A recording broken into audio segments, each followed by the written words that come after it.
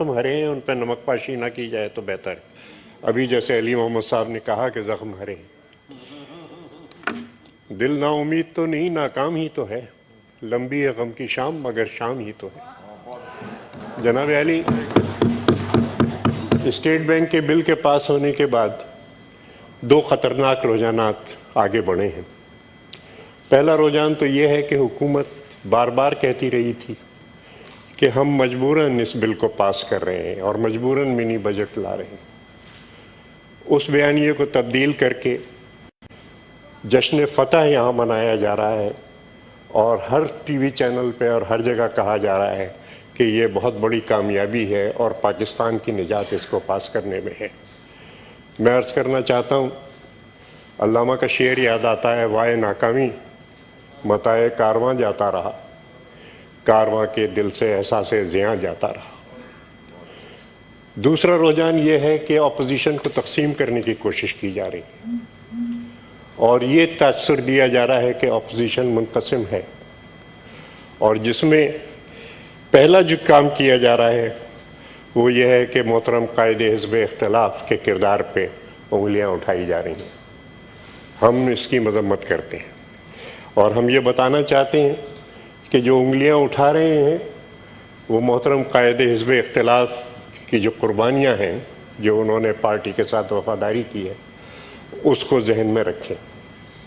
ہماری پارٹی نے اپنا اعتبار قائم کیا ہے پھانسی کے تختوں پہ چڑھ کے.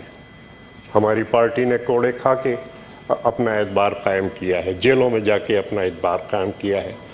لیکن 50 سال سے جو ہماری جد و جہد ہے مالیاتی سامراج اور امریکی سامراج کے خلاف، وہ جاری ہے، وہ جاری رہے گی جب تک کہ یہ غم کی شام ختم نہیں ہوتی. جناب علی، لیڈر آف اپوزیشن نے 10 سال کی جیل کاٹی، پاکستان پیپلز پارٹی کے لیے کاٹی. لیڈر آف اپوزیشن نے وزیر اعظم کے اعلیٰ عہدے سے استعفیٰ دیا، پاکستان پیپلز پارٹی کے لیے کی وفاداری کی وجہ سے انہوں نے یہ عہدے سے استعفیٰ دیا. اور سب سے بڑی بات، ہم سب صاحبان اولاد ہیں. میں کہنا چاہوں گا کہ ایک پھانس لگ جاتی ہے ہمارے بچوں کو تو ہم رات کو سو نہیں سکتے. لیڈر آف اپوزیشن کے صاحبزادے جناب علی حیدر گیلانی دہشت گردوں اور مذہبی انتہا پسندوں کی قید میں برسوں رہے، اغوا کیے گئے، اور جس صبر سے محترم یوسف رضا گیلانی نے اس المیہ کا اور اس حادثے کا مقابلہ کیا، حق کی تلقین کرتے رہے، صبر کی تلقین کرتے رہے، اور اللہ تعالیٰ نے کرم کیا کہ علی حیدر گیلانی واپس آئے اور آج ہمارے شانہ بشانہ کھڑے ہیں. جناب علی، اگر مالیاتی سامراج کے خلاف تحریک، عوامی تحریک کی مصروفیت کی وجہ سے وہ تشریف نہیں لا سکے تو پھر ایک نیا مہم شروع کرنی کہ جی وہ ملے ہوئے تھے یا اس قسم کی بات تھی.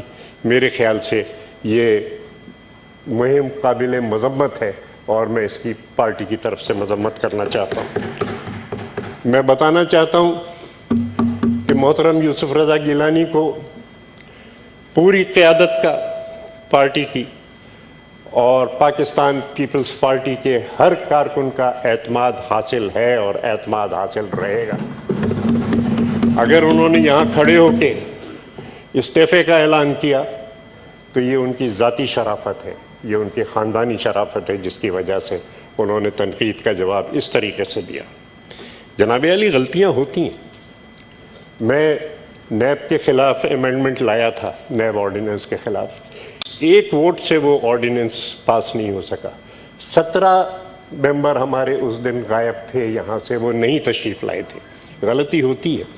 یہاں جب میں پارٹی لیڈر تھا اور جناب لیڈر آف اپوزیشن تھے، ہم سے غلطی ہوئی، ہم سے بلنڈر ہوا. ہم قیادت کے پاس گئے اور فوراً شیری بی بی آپ بھی اس میٹنگ میں تشریف رکھتی تھیں، ہم نے اپنا استعفیٰ پیش کیا. لیکن بہرحال اس کا یہ مطلب نہیں ہے کہ جو ساری قربانیاں ہیں، جو مقصد سے لگن ہے، جو ایک نظریاتی بیس ہے، اس کو فراموش کر دیا جائے. اور میں میڈیا سے بالکل یہ اپیل کروں گا اور ان سے کہوں گا کہ آپ کو غیر مرئی سازشیں نظر آ جاتی ہیں کہ یہ ہوا ہوگا اور اس کے اوپر آپ پوری مہم شروع کرتے ہیں. جو چیزیں سامنے ہو رہی ہیں کہ کس طریقے سے اس بل کو پاس کیا گیا، جو آپ اوپر سے بیٹھ کے دیکھ رہے ہیں، ان کا ذکر تک نہیں ہوتا کہ کس طریقے سے اس بل کو پاس کیا گیا. جناب علی، دوسری بات جو کہی گئی ہے وہ آزاد گروپ کے بارے میں کہی گئی ہے. آزاد گروپ، جی ہاں، ہماری کوتاہی تھی شاید کہ ہم اس بل کے جو خطرات تھے، جو مثمرات تھے، ان کو بٹھا کے ہم انہیں واضح نہیں کر سکے، اور میں مانتا ہوں یہ کہ یہ ہماری شاید کوتاہی تھی. لیکن پھر بھی 2 ممبران آزاد گروپ کے تھے جنہوں نے کہ اس بل پر ووٹ نہیں دیا. میں متحدہ قومی موومنٹ کو، اراکین کو بھی مبارکباد دینا چاہتا ہوں. ہمارے ان کے بے پناہ اختلافات ہیں، لیکن اس بل کے اوپر انہوں نے حکومت کا ساتھ نہیں دیا، اور اس میں دلی مبارکباد ان کو پیش کرنا چاہتا ہوں. جناب علی، یہ تمام چیز، یہ کہا جاتا ہے کہ جی حزب اختلاف کی کچھ کرسیوں پہ بیٹھے ہیں لیکن حکومت کا ساتھ دیا انہوں نے.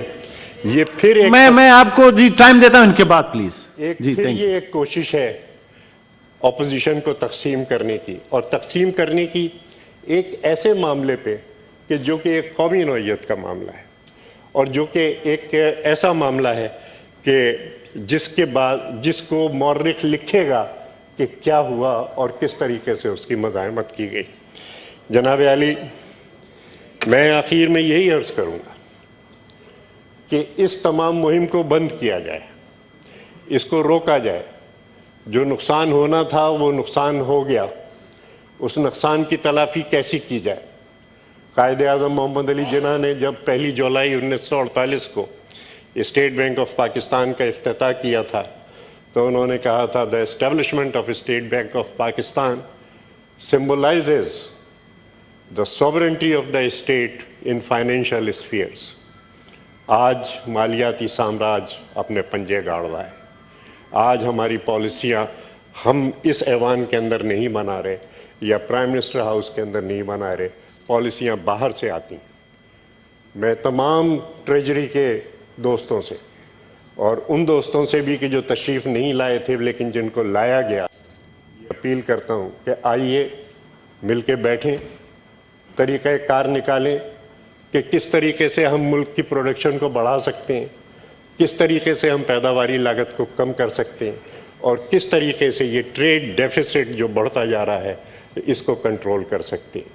جناب علی، جس رفتار سے ٹریڈ ڈیفیسٹ بڑھ رہا ہے تو یہ بالکل خطرہ سامنے آ رہا ہے کہ اس EFF کے ارینجمنٹ کے بعد IMF سے ہمیں ایک اور معاہدہ کرنا پڑے گا 10 سے 12 بلین ڈالر کا، تاکہ ہم یہ جو ٹریڈ ڈیفیسٹ ہے اس کو پورا کرتے رہیں. یہ ایک خطرناک صورتحال، اور میں سب کو دعوت دینا چاہتا ہوں کہ حل پہ بات کریں. ایک دوسرے پہ جو الزام لگا رہے ہیں یا جو افواہیں پھیلا رہے ہیں وہ اس کا سلسلہ بند کریں. جناب قائد حزب اختلاف کو میں یہ یقین دلانا چاہتا ہوں، محترم یوسف رضا گیلانی کو، کہ پوری پارٹی ان کے ساتھ کھڑی ہے اور کھڑی رہے گی. شکریہ جناب. تھینک یو جی. لیڈر آف دا ہاؤس کھڑے ہیں.